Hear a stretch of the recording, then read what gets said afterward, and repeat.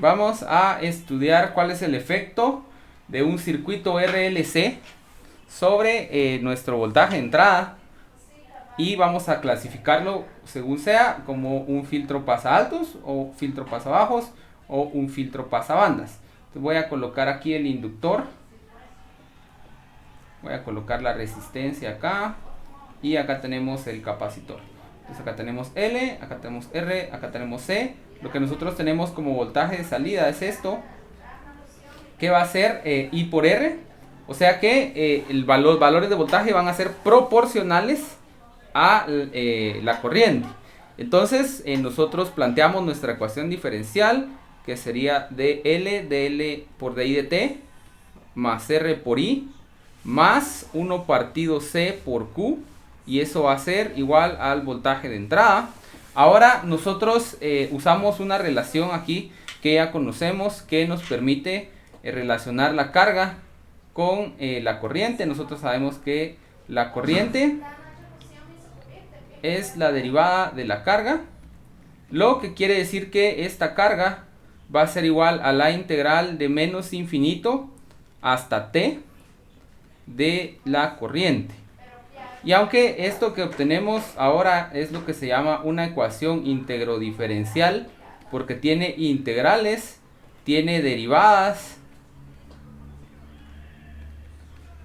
parece más difícil, realmente no lo es, porque lo que nosotros necesitamos analizar en el dominio de frecuencia se puede transformar fácilmente. Recordemos, la transformada de una derivada es I omega por la derivada de la función, y aquí tenemos un L.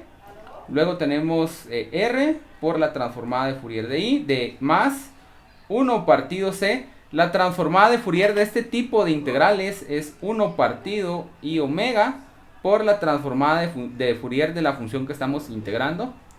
Y entonces aquí tenemos transformada de Fourier de B. Como siempre, vamos a obtener que el I se va a poder escribir como una función. En este caso una función no muy bonita, debo decir, es I omega por L más R más 1 partido C por I omega. Esta multiplicada por la función de entrada. Como ya sabemos, este que está acá es el que va a tener efecto sobre la señal que nosotros tengamos, y el efecto que va a lograr en el dominio de frecuencia lo va a lograr a través de la convolución. Es decir, que si yo quiero la corriente, yo voy a obtener acá el kernel, es decir, la transformada de Fourier inversa de esto, convolución con el voltaje de entrada.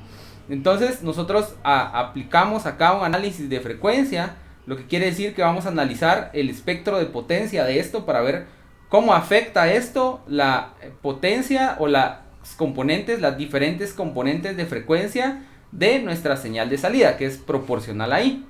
Entonces, para eso primero voy a simplificar el denominador, porque no va a ser sencillo de esta forma. Entonces, aquí tengo C por I omega, denominador común C por I omega. Y entonces, estos dos multiplicados tenemos negativo porque tenemos I cuadrado. Tenemos LC omega cuadrado. Luego, estos dos van a estar multiplicados, o sea que tenemos I RC omega. Y luego vamos a tener más 1. Y entonces la función de transferencia, nosotros vamos a estudiar el espectro de potencia. Va a ser esto. Entonces esto va a ser el módulo de el inverso de esto, porque es 1 dividido lo que acabo de simplificar. O sea que esto es C por I omega dividido. Voy a dividir el numerador en parte real y parte imaginaria. La parte real va a ser 1 menos LC omega cuadrado, más la parte imaginaria va a ser IRC omega. Y entonces el módulo de esto va a ser raíz cuadrada. Ahora el módulo del numerador, como solo es un real, va a ser C cuadrado omega cuadrado. Esto lo podemos sacar de la raíz con valor absoluto. Y ahora tenemos aquí parte real al cuadrado más parte imaginaria al cuadrado. Así. Y entonces, para descubrir qué es lo que hace esto, pues nosotros podríamos trabajar solo con lo que está dentro de la raíz cuadrada, esto.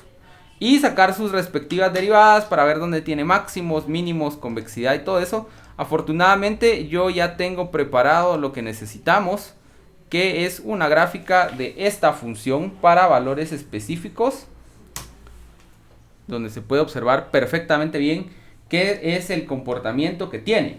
Entonces este es el comportamiento que tiene mi función h en el dominio de frecuencia. Este es su espectro de potencia. Entonces, como ustedes pueden ver, aquí tiene dos picos. Estos que están acá van a ser frecuencias que van a ser ligeramente atenuadas, pero no tanto, mientras que las que superen ciertos valores negativos como positivos y las que estén aquí en medio van a ser atenuadas en un nivel significativo. Y entonces esto quiere decir que este que está acá, esto es un filtro pasabajos. Así es como lo podemos interpretar. Perdón, no un filtro pasabajos, un filtro pasabandas, porque está eliminando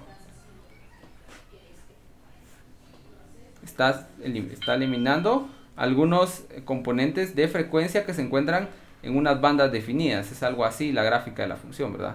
Entonces solo que es mucho más pronunciada por los valores que yo escogí. Entonces acá estarían las bandas de frecuencia que está conservando y estas serían las bandas de frecuencia que está filtrando. Entonces esto que está acá es un filtro pasabandas.